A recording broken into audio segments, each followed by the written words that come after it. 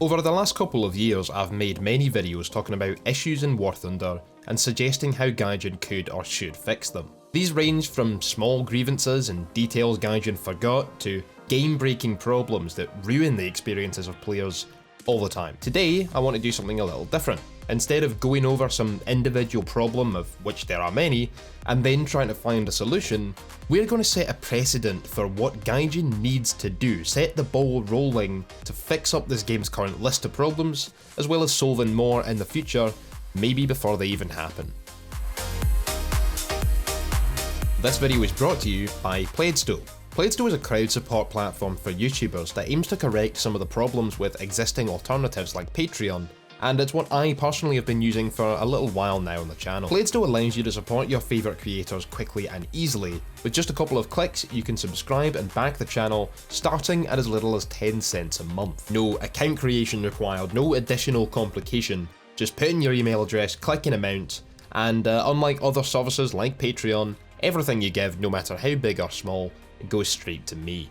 Thank you to you guys who do want to and are able to back the channel, and thank you to Pledsto for making it as easy for both you and me as possible. No game is perfect, nothing is perfect, but War Thunder is a very good game, and I want to start out by saying that if you're going to hear the feedback of a seasoned player and content creator, and just respond in the comments with, "Just stop playing then," this video probably isn't for you. We are actively chasing away an audience now. It's a smart business move, I promise. I love this game, I love what it is, and even more, I love what it could be, with a little help, and as a content creator, I have a real vested interest in seeing War Thunder achieve the potential I know it can. So regardless of what problems exist, I'm going to try to do my best and nudge us in the direction of fixing them.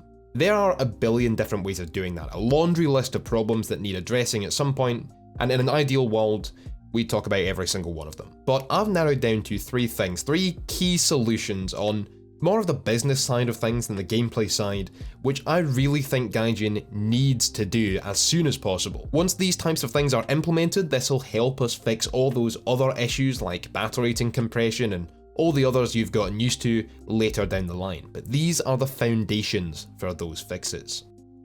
So the first thing I want to talk about, and definitely the simplest, is transparency. When it comes to what's being added to the game in future updates, Gaijin has fairly concrete plans in place, months before we the players hear anything whatsoever. But they play things very close to the chest when it comes to what they're working on, trying not to let any details get out before the devlogs start rolling out for that specific patch. And personally, I don't see why.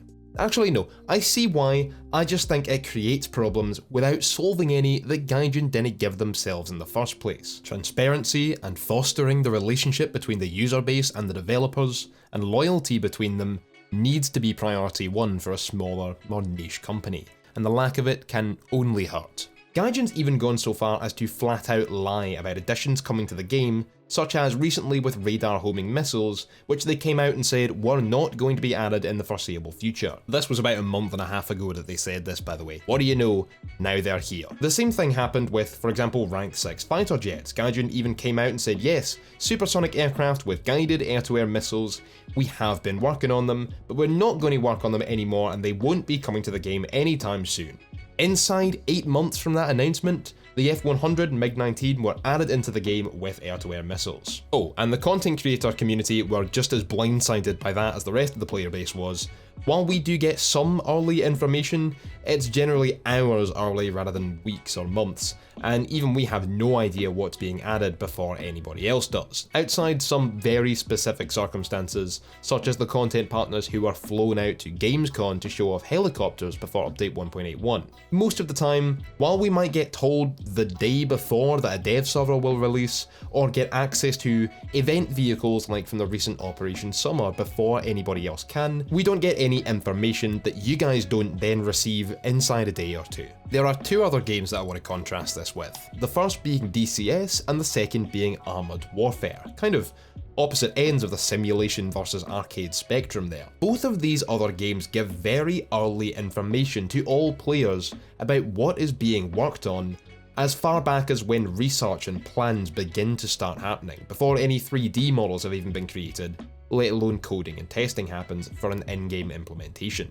This can be more than 12 months before anything is actually released in a playable manner, and long before any date can be given as to when players can expect to see it. But players are told what's begun work, what some of that work is, say, sending researchers out, contracting designers to make the 3D models, working on new mechanics to facilitate the new additions, as well as a rough estimate of when they might be able to expect to get their hands on it. Let's say within a 6-month bracket. To put this into War Thunder terms, Gaijin would have been working on the Mirage 3 for as much as 12 months, maybe more, all the while players were clamoring for it, spamming live streams and forums and even YouTubers' comment sections with requests that Gaijin implement it. There was very little reason that Gaijin couldn't have released a newsletter type media when, say, the 3D model and flight model began to be worked on, telling players, big news, the Mirage has begun development. Gaijin could use that opportunity to go into the history of the aircraft a little and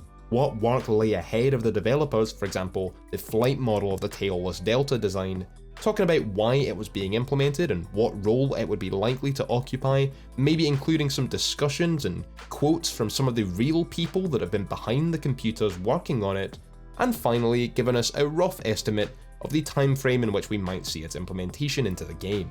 Now, I'm not saying that Gaijin should do this for literally every vehicle they want to add. Having some surprises is a very good thing, but I do not think that any hype or excitement would have been lost if Gaijin had kept players updated, even if plans fell through and they had to say later on, hey, it's going to be a few more months before you can get your hands on it, as we've had some delays getting the flight model working the way we want it. There really is no problem in saying the Mirage has begun development, we are super excited to bring this legendary French fighter jet to you, going through all the discussion elements and then saying, we hope to have this in game within the next 8 months, before then having to say, hey, it's been 7 months now and unfortunately the Mirage is still not ready, development is ongoing but you'll have to wait more like 11 months from that initial release letter, not 8. Nothing wrong with that. In fact, video games that announce delays in release dates are actually usually met with a positive response from players who are glad the company isn't afraid to take more time and provide them a polished product, even if it took longer than they were expecting. This kind of transparency also makes players a lot more likely to feel attached to the game and makes its development feel a lot more personal, like there are actual people going to work Monday to Friday to bring us this, not just mindless drones with the Gaijin Entertainment logo stamped on their bodies. It lets people know what to expect even if the date is very much an early estimation, and it can also have some more real and tangible benefits, perhaps more than you might realise. For example, announcing the Mirage 3 only 2 weeks before its implementation means that anybody who all of a sudden starts to rush down the French aviation tree is going to have the Mirage available to them long before they finish that grind, meaning they'll just keep grinding until they reach the top, get the Mirage and play it as much as they want. Whereas if you tell players 8 months earlier that it will be coming, say sometime in the next 6 to 12 months, we're not sure exactly when or what update, then they'll begin focusing on those French aircraft before they have a Mirage to focus on, giving them more of a reason to settle on some of the mid-tier aircraft. This means more variety in game, something Gaijin has said repeatedly is a big requirement for them, because players aren't skipping through everything for a goal that's already there, they're getting in early and they've got plenty of time where they're ready for the Mirage, but they might be playing a lot of, say, the A35 or the Arsenal VB10. That also means a more accurate reading coming from the player performance stats that Gaijin uses to balance vehicles, more on that in a moment, because there'll be a wider variety of players playing them at any one time. It can also bring in Gaijin some more revenue. Let's say they create a section on their website for a newsletter that talks about new vehicles that are beginning to be modelled to be added eventually.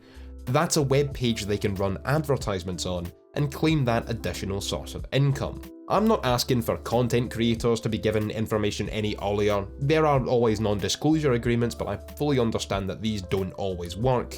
If anything, that's precisely why Gaijin should take charge and be forthcoming about what they're working on their own terms. Bottom line is, the secrecy is both strange for a relatively small games developer on the whole that should be working to foster a closer relationship with their community and bolstering that excitement as early as possible, but it's also kind of pointless. Given that information often ends up getting leaked, which Gaijin then makes it obvious those leaks were legitimate by immediately scrambling to cover them up, I think some transparency between the developers and the community would go a long way in improving relations without creating any real issue. Definitely seems to me like the better way of doing it, rather than leaving players spamming requests for new additions, even flat out lying to players saying they're not coming, before springing them on us 2 weeks later, to no real benefit. The next thing Gaijin needs to do, now this is a little more on the gameplay side of things, but give us a more competitive scene. Your basic random battles in War Thunder are filled with players looking to relax and have some fun, without stressing about kill to loss ratios and win rates overall. They are simply there to experience the vehicles and the game itself, do some grinding, and maybe rack up some high scores and win some matches as a bonus. They are also, however, filled with those players intent on trying to win at any cost, focusing solely on the skills they need to employ to wipe out the enemy team and claim victory by out-competing everyone else in a skill-based way, as if every match was a tournament with real stakes. These two types of players don't mix, and while one group may call the other noobs and useless members of their team, that group in return are calling the others sweat lords, tryhards and no-lifes, and all other manner of insults being hurled both ways. The thing is, neither type is better or more fitting to the game than the other, so both need to be accommodated. Players taking out P-47 Thunderbolts and bombing ground targets, or Lightning F-6s role-playing the historical function of that aircraft, which was to intercept bombers, shouldn't be treated as if they're sucking skill out of whichever team they're on, even though that's not the most competitive way to play those aircraft. If that's how they want to play the game, they can. The problem is those players intent on the competitive nature of War Thunder, and the fact that they are basically left by the wayside, with a team not even interested in working together to support them. What we need is a specific game mode such as World of Warships Ranked Sprint, where the more competitive focused players can play a more competitive game, knowing that everybody else on their team is focused on winning just as much as they are. Such a game mode may come around for a 2-week period every 2 months, and similarly to Ranked Sprint in World of Warships, a specific battle rating range would be selected for players to compete in, without rewards of research points and silver lions. Win or lose would be all that mattered. Currently, the only way to get that competitive fix in a game where biplanes often frequent the tiers of supersonic jets is to compete in War Thunder's esports tournaments, which are infrequent and somewhat poorly run, very much a sideshow that only exists to fuel egos rather than promote competitive, skill-based play between random teammates in the base game. A competitive game mode that anybody can join that focuses entirely on teams working together to win games instead of grinding SL and RP would serve to highlight some of the various problems that exist, and also bring to light those players that are truly the best players in the game, not just the best spawn campers or AI killers. Balance or imbalance would be much more noticeable in this mode, and therefore more easily fixed, and for example, in Ranked Sprint in World of Warships, several ships that are very powerful and well liked in random battles just don't get played in the more competitive scene because they don't fit so well. This type of game mode could reward a point for winning and subtract a point for losing, and then actually rank players in the matchmaker based on how many points they've accrued, even working towards that ranked matchmaking that a lot of players have been asking for years. To begin with, the matchmaker could aim to make sure that there are an equal amount of players with high and low numbers of points across both teams, while the game mode starts to gain attention from the wider player base. Eventually though, the matchmaker could create games where every single player has at least 50 points, or between 25 and 35, or below 10, etc., making sure that competitiveness is the driving force behind this competitive game mode, and players are ranked up with each other according to their skill. This is your perfect opportunity for an RRB match without bombers or attackers or AI ground targets, a tank battle without any close air support or helicopters. Lastly, I think this ranked sprint style game mode could be a fantastic way to potentially bring back old event vehicles that haven't been accessible for some time, like the Tandem Mai, T-18 Boarhound, Messerschmitt 262 Stormvogel, or Merkava Mark I. One of these vehicles could be awarded to the highest ranking players at the end of that 2-week period, in a similar way to how the Warbond shop works, and they could rotate which vehicles come back each 2-month ranked sprint session. Gaijin did actually bring back the Whirlwind P9, a British fighter that had already appeared in an event, for a second a year later, but seeing as the response was mostly negative, with accusations of laziness being thrown Gaijin's way, the chances of us getting a P51A back are fairly slim. A competitive game mode ranked sprint style may be the perfect way to do this, however, along with all the other benefits of creating a special place for only those who wish to test their skills and rank up, rather than just laughing as their Storm Panzer II kills an M1 Abrams. Plenty of other games have a similar ranked mode feature, so why can't War Thunder?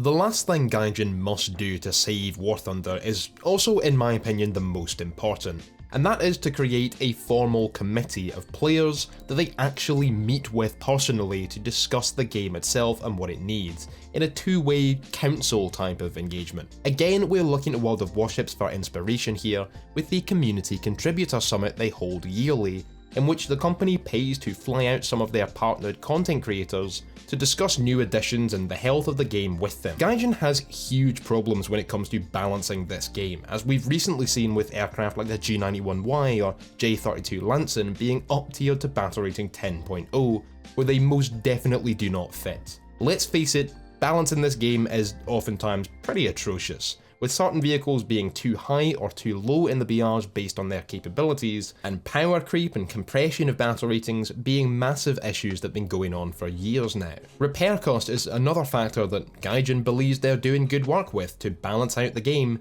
even though the players have seen and told them time and time again that it simply doesn't work. The reason for such bad balance is that Gaijin relies on player performance statistics in vehicles to decide where they should go. If their statistics show that a certain vehicle is performing poorly, they will down tier it without a thought, the Lightning F6 being a perfect example of this. Meanwhile, a vehicle that is performing well will be up tiered even if such a move doesn't really fit, such as the G91YS we mentioned earlier. While on the surface this does make sense, those statistics do not show the whole story, and need to be looked at and interpreted more carefully to get any sort of accurate result from them. The thing is, as much as this doesn't work, it is Gaijin's best way of achieving balance right now.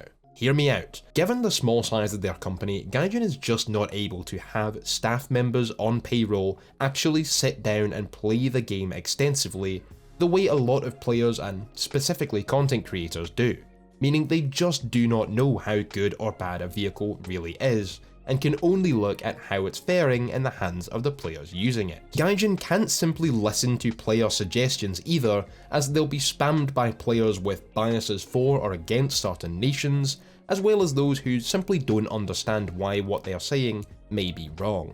What Gaijin needs to do is narrow down a committee of players who can be trusted to advise them and handle some of that work for them. This is why I suggest content creators, as not only do we play the game pretty extensively, potentially for a living, but we also play basically all nations simply by virtue of diversifying content, and we want as perfect balance as it is possible to achieve, at least most of us, because that creates the best game, which then creates the best videos. We are also the best bridge between the players who we see and speak to in our comments, our live streams, our Discord communities, etc., and the developers who we deal with in a more professional manner. This is another benefit of that competitive game mode exposing the best players, as they can also be included in this committee. What I recommend Gaijin do is create a group of the most influential content creators, let's say YouTubers with over 30,000 subscribers and an equivalent level on Twitch, as well as the highest ranking competitive players, and fly them out to some location, if not Russia, then the UK or the US probably makes the most sense as it'll be the most central, and hold meetings once a year in exactly the same way that World of Warships does with the Community Contributor Summit. These last over several days and give the developers a chance to talk firsthand with the most invested and experienced players who understand the game, while also giving those players an insight into the company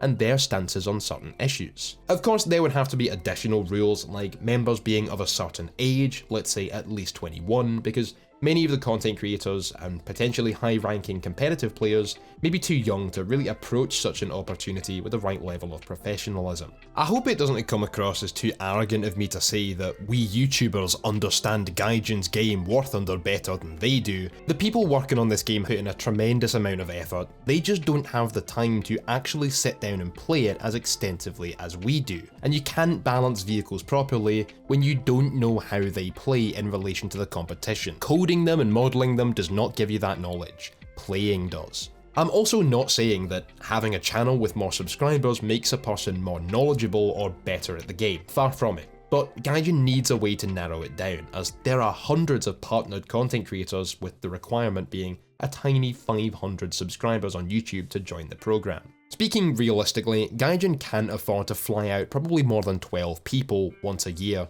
and house them for this sort of community contributor summit. Not only would a meeting or summit like this allow the most influential and most skilled members of the community with the game's best interests at heart to meet with Gaijin staff face to face and discuss the game's different aspects that Gaijin themselves don't have the time or manpower to do in-house, meaning effectively we can do their balancing for them, but this community council would also be able to bring player concerns to the staff directly, cutting through the tirade of bullshit that the moderators and other community staff have to sift through. Really feel for those guys. We'd also be able to do the reverse, taking information from Gaijin, provided it's allowed under NDA of course, and relaying it to the players through our content, delivering news and discussing future developments currently in the works. We could bring all the issues we recognise and Gaijin doesn't to them during these summits, present them with fixes, and they're going to be far more likely to respond to those suggestions if they're being delivered to them by a trusted and distinguished community of the top content creators and competitive players